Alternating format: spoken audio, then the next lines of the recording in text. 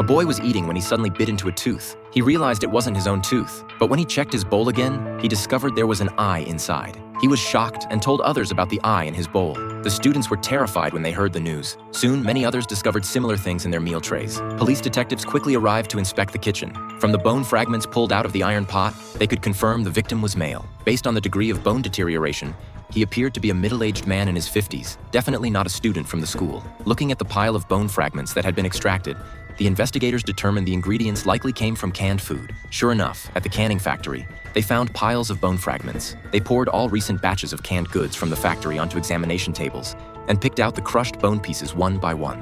At this point, a careful investigator made an even more startling discovery. There was a surgical incision mark on the victim's skull. Only a few doctors could perform such precise surgery. Based on these characteristics, they eventually identified the victim as a chemist and food scientist. Following this lead, they went to the victim's workplace. When an employee heard about the man's death, she actually knew he had died at the canning factory. It turned out the woman had an excellent sense of smell. She not only detected the canned food odor on the bone fragments, but also smelled disinfectant. Combining their identities and purposes, she understood the man had died at the canning factory. Strangely, this batch of canned goods contained significantly more spices than previous batches. The production line was generally automated, and spice quantities were pre-allocated, so this batch couldn't have been over-seasoned by accident. Could the killer have deliberately added extra spices to mask the taste of human flesh? They quickly questioned the factory manager, who revealed he had invited the victim to serve as a factory consultant, with all authority in the victim's hands. They discovered threatening emails sent to the victim's computer. The man who sent the emails was soon brought to the interrogation room. He claimed the victim frequently delayed delivery schedules,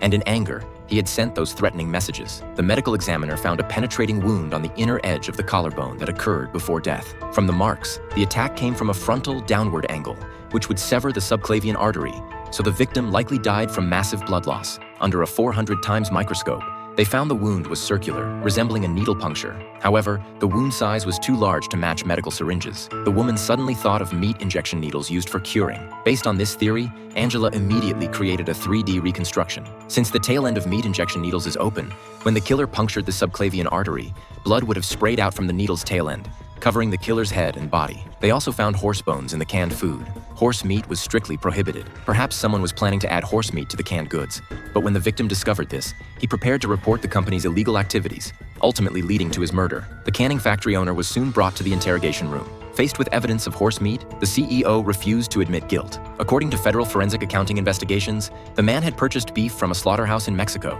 However, upon visiting this facility, they found it didn't produce beef at all, only horse meat. Even now, the CEO still refused to confess. Under ultraviolet light examination, massive blood residue appeared on the man's head. The evidence was now ironclad.